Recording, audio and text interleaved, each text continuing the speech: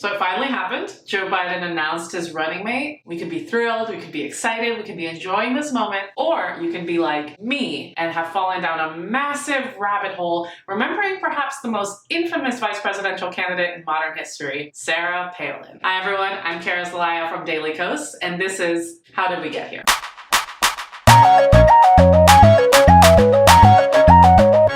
Sarah Palin, the politician who is perhaps most responsible for transforming the Republican Party into the know-nothing, anti-science, cultish, authoritarian, conspiracy theory-loving party that we know today. Trump-hating Republicans like Meghan McCain have been trying to rewrite history in the past few years and blame Barack Obama instead of the GOP for the culture wars that they've been fighting for the past few years. It's just unbelievable because the fact that you are the first Black man in history to be president is not a culture war. It's just something that really makes a bunch of racists uncomfortable. Let's be clear, the GOP has been stoking these culture wars in order to win elections since at least Ronald Reagan. In fact, you can see me talk about law and order and the entire language behind that in a previous video that I've made. But they really started embracing it in 1992 with Pat Buchanan's culture war speech. Henceforth, Albert Gore said, the central organizing principle of governments everywhere must be the environment. Wrong, Albert.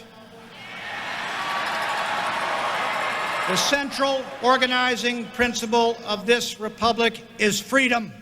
Has got to start standing up to these environmental extremists' amoral idea that gay and lesbian couples should have the same standing in law as married men and women.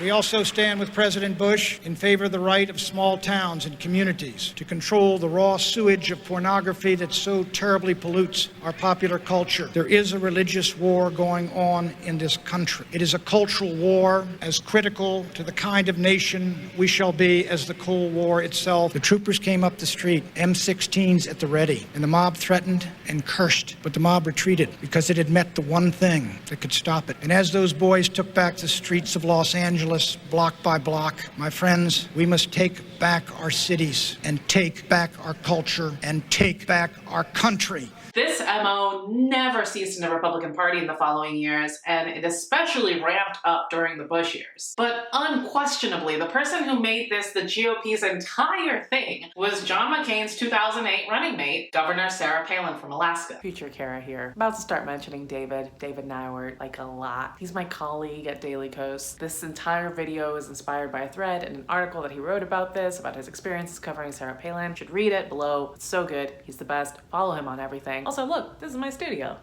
David became intimately familiar while on assignment in Alaska with Palin's connections to the extremist right, mainly the Patriot Militia movement during her time on the Wasilla City Council and then as the city's mayor. She had a fondness for the John Birch Society, which has been described as a radical right organization. And she was also tied to the Alaskan Independence Party. David reported on this in early October of 2008, and it didn't quite make it onto the national mainstream media. David appeared on CNN to promote the piece. Why do you think the American people should know about this? Well, a couple of reasons. One of the things my partner on this story, Max Blumenthal, points out is that the AIP has specifically had a program of infiltration aimed at getting members and their sort of camp followers promoted within the other political parties, and obviously the Republican Party is a lot closer in Alaska to the AIP than the Democratic Party is. Are they responsible for her ascendance then? In any way, or? We have no evidence of that, but we do have the chairman of the AIP back in 2004 talking about Sarah Palin as an example of the kind of person that they want to have rising through the ranks and infiltrating other parties. Governor Palin watched that piece, which led to quite a fight within the campaign that she lost, then causing her to famously go rogue. But this going rogue was just to exacerbate a fact that was already in place. It wasn't just the things that she said, it was the effect that she had on crowds. This particular report is quite haunting. A small town in the swing state of Ohio is where Sarah Palin addresses some of her core supporters. This area is mostly white and working class, and here's what some have to say about presidential candidate Barack Obama. I'm afraid if he wins, the black will take over. It's not a Christian. This is a Christian nation. What is our country going to end up like? when you've got a Negro running for president, you need a first stringer. He's definitely a second stringer. He seems like a sheep or a wolf in sheep's clothing, to be honest with you. And I believe Palin, she's filled with the Holy Spirit, and I believe she's going to bring honesty and integrity to the White House. He's related to a known terrorist, for one. He is friends with a terrorist of this country. He must support terrorists. You know, if it walks like a duck and quacks like a duck, it must be a duck. And that, to me, is Obama. Just the whole the Muslim thing and everything. I mean, everybody's still kind of, a lot of people have forgotten about 9/11, but I don't know. It's just kind of a little unnerving. Obama and his wife, I'm concerned that they could be anti-white, that he might hide that. Taylor and his friends lined the road leading to the rally to show their support for Barack Obama. Taylor is from St. Clairsville and is shocked by the names he's been called by his own neighbors. I've been called the N-word. I've been called a Muslim. I've been called a un-American. I'm worried with these people. The tension's getting thicker and thicker. When people like that, it's starting to scare me.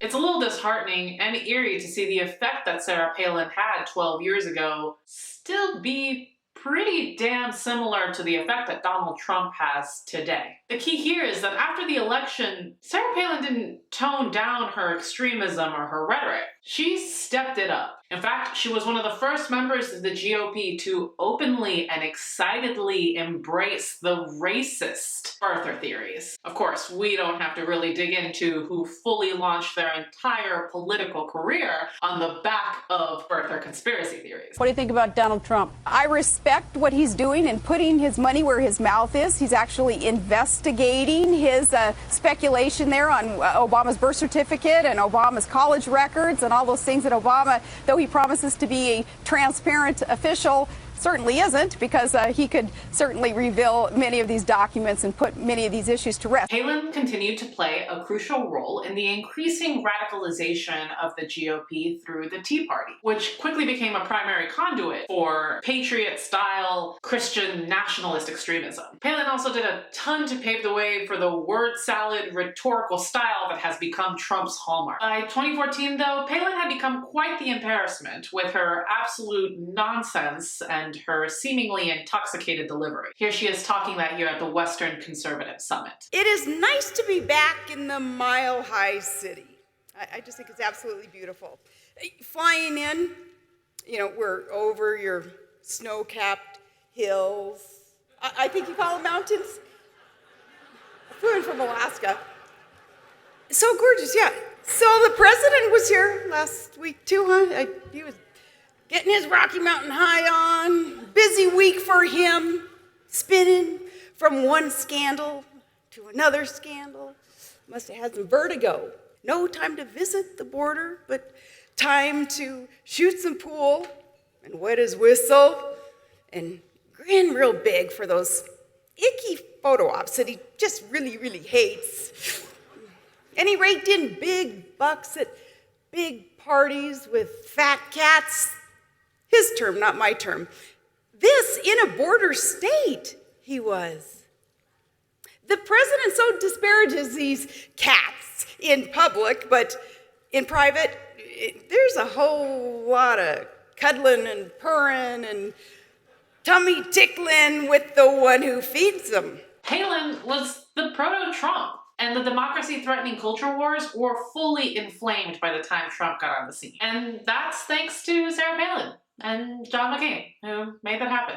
R.I.P. Sarah Palin is so much of a national joke now that, her most recent infamous appearance was on March 11th on an episode of The Masked Singer, which is 2020 dystopia at its finest.